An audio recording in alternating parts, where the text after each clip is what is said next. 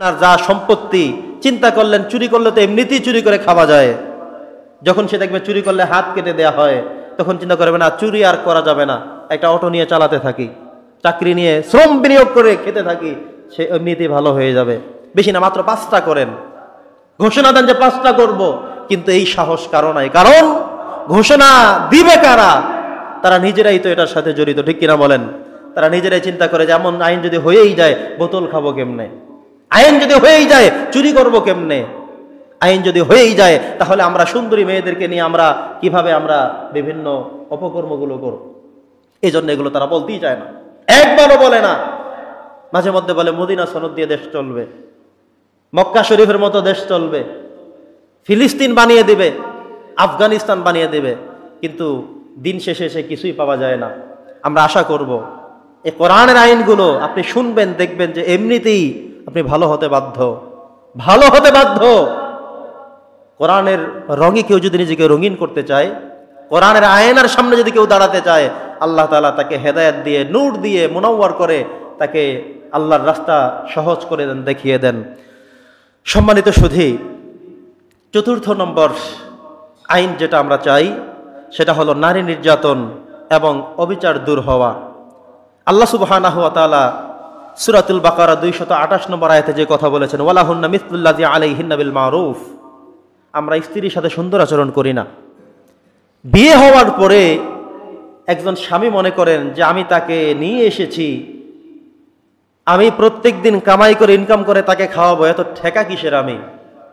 আপনি কি এই কথা একবারও চিন্তা করেননি? একজন বাবা মা সন্তানকে জন্ম দেওয়ার পর থেকে শুরু করে তাকে সুশিক্ষায় শিক্ষিত করে, তাকে বড় করে, উপযুক্ত করে, একটা মেয়ের তার জীবন যৌবন, লেখাপড়া, ইজ্জত, সম্মান, সম্ভ্রম সব ঠিক রেখে বাপ মা তাকে তিলে তিলে তিলে তিলে তার চরিত্রে, লেখাপড়ায়, আচরণে, ব্যবহারে সবকিছু তিলে তিলে গড়ে তুলে 18 বছর পরিপূর্ণ করে একটা মেয়েকে তোমার হাতে দিয়ে দিল। শরীয়ত এটাকে এতই গুরুত্ব দেয় যে আপনি তাকে মোহর দিয়ে নির্ধারিত অ্যামাউন্ট পরিশোধ করে তারপরে তাকে নেবেন, এবং যেদিন আলহামদুলিল্লাহ বলবেন সেই দিন থেকে তার সমস্ত চাহিদা, প্রয়োজন সবকিছু আপনি মিট করতে হবে, আপনার দায়িত্ব। কিন্তু সেই কি আপনি কাপুরুষ, আপনি এবার মেয়েকে খাওয়াবেন সেই কথা বলছেন, তো মেয়ে যে আপনার কাছে দিয়ে দিল সেটা আপনি কি বলবেন? কত টাকার বিনিময়ে আনলেন? আপনি তাকে এনে আপনার নিজের প্রয়োজন পূর্ণ করছেন, ঘরের রান্না বান্নার কাজ করছেন, পাক শাকের কাজ করছে, আপনার খেদমত করছে, সব কিছু করছে, সেটার আপনি কি করবেন? আল্লাহ বলেছেন ওয়ালাহুন্না মিসলুল্লাযী আলাইহিন্না বিল মারুফ। তার প্রতি আপনার দায়িত্ব রয়েছে, আপনার প্রতিও তার দায়িত্ব রয়েছে, একে অপরের দায়িত্ব আল্লাহ তাআলা সেম করে দিয়েছেন, সমানে সমান করে দিয়েছেন। স্বামীর প্রতি স্ত্রীর দায়িত্ব রয়েছে, স্ত্রীর প্রতিও স্বামীর দায়িত্ব রয়েছে। কিন্তু বিয়ে দেওয়ার পরে, বিয়ে করার পরে তার বাবার বাড়ি থেকে এটা দিতে হবে, সেটা দিতে হবে, এরা হলো শরীয়তের ভাষায় কাপুরুষ। কি বললাম আমি? আপনার সবাই মুখ থেকে একবার বলেন, যারা শ্বশুর বাড়ির থেকে কোনো কিছু খেতে চায়, পেতে চায়, আবদার করে, জোর জবরদস্তি করে, এরা হলো কাপুরুষ। এরা কি? সবাই বলেন এরা কি? কাপুরুষ। আপনাদের মুখ দিয়ে এজন্যই বের করালাম, বেয়াদবি মাফ করবেন, যেন আপনারা এমন কেউ চিন্তা না করেন সন্তান বিয়ের ক্ষেত্রে, নাতি নাতনি বিয়ের ক্ষেত্রে, সর্বক্ষেত্রেই আল্লাহর রহমত থেকে বঞ্চিত হতে হবে। যে সমস্ত ফ্যামিলিতে শুধু দিতে হবে, আরো লাগবে, আরো চাই, তাদের সংসারে কোনোদিনও উন্নত হবে না, রহমত হবে না আল্লাহর পক্ষ থেকে, শান্তি আসবে না কখনোই। কারণ কোরআনের বিধানের বাহিরে গিয়ে তারা কিছু চাইছে, এ কারণে আল্লাহর রহমত সেখানে আসবে না। আপনি শ্বশুর বাড়ি থেকে আনতে পারেন, আনেন, আরো আনেন, কিন্তু কখন আপনি রহমত পাবেন না, শান্তি পাবেন না, বরকত পাবেন না, সুখ পাবেন না। এটা আল্লাহর পক্ষ থেকে বিশেষ এক নেয়ামত। কখন পাবেন? যখন আপনি কোরআনের আয়নায় নিজেকে সাজাবেন, কোরআনের মতো করে নিজে চলবেন, তখন এগুলো থেকে আপনি দূরে, এগুলো থেকে আপনি মুক্ত থাকতে পারবেন।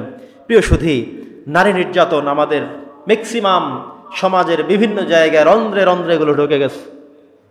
এগুলো থেকে আমাদের মুক্ত থাকতে হবে। একজন মা তার মেয়েকে আপন হিসেবে দেখতে পারে, কিন্তু নিজের আপন পুত্রকে বিয়ে করানোর পরে পুত্রবধূ আসলে তাকে মেয়ে হিসেবে নিতে পারে না। তার গন্ধের শেষ নাই, তার দোষের অভাব নাই, কিন্তু তার যতটা গুণ আছে এগুলো তিনি চোখেই দেখেন না। অথচ নিজের মেয়ের আবার দোষগুলো, সেগুলো তিনি চোখে দেখেন না। এজন্যে আপনি অন্য জায়গা থেকে যখন এখানে মুরব্বী যারা রয়েছেন, পুত্র বিয়ে করিয়েছেন, পুত্রবধূ যিনি আসছেন, তাকে আপনি আপন করে নেন, নিজের মেয়ের মতো করে আপনি তাকে দেখেন। আপনার ছেলে কি করবে সেটা তার দায়িত্ব, কিন্তু আপনি আপনার বাবার ভূমিকায় হয়ে আপনি বাজারে গিয়ে জিজ্ঞাসা করেন বৌমা কিছু খাবে কিনা, আজকে কি মাছ খাবে, আজকে কোন তরকারি খেতে মন চায়, তোমার জন্য এমন কি শখের আছে আমাকে বলো, আমি এনে দেব। তখন সে বুঝবে উনি আমার সত্যিকারের বাবা। কিন্তু আপনি সেটা তো কখনো করবেন না। আপনার স্ত্রীকে যদি দেখেন পুত্রবধূর সাথে অন্যায় করছে, সারাদিন বকাঝকা করছে, তাকে বোঝান হয়েছে কি, এমন কেন করো, সে তোমার মেয়ে হিসেবে সাব্যস্ত করে নাও, দেখে নাও, তাহলেই দেখবেন সব সহজ। কিন্তু আমরা এগুলো করতে পারি না। সম্মানিত উপস্থিতি, এরপরে গুরুত্বপূর্ণ বিষয় হলো অবিচার করা হয় তাদের প্রতি, চরম অবিচার করা হয়। যদি আপনি অবিচার করে থাকেন তাহলে আদালতে আখেরাত নামে একটা বিষয় আল্লাহ রেখে দিয়েছেন। এই পৃথিবীতে যা কিছুই হোক আপনি ন্যায়ভাবে করতে পারেননি, ঠিক আছে, কিন্তু আল্লাহ আখেরাত একটা রেখে দিয়ে আমাদেরকে আশ্বস্ত করেছেন। আমরা যারা মাজলুম, আমরা যারা আমাদের অধিকারগুলো পাইনি, আল্লাহ এই কথা বলে দিয়েছেন যে শোনো, বেশি টেনশন করো না, বেশি পেতে যেও না, বেশি পেতে চেয়েও না, বেশি কান্নাকাটি করো না, বেশি পাওয়ার আশা করো না। আমি আল্লাহর কাছে পাওয়ার একটা জিনিস তো রয়ে গেছে এখন।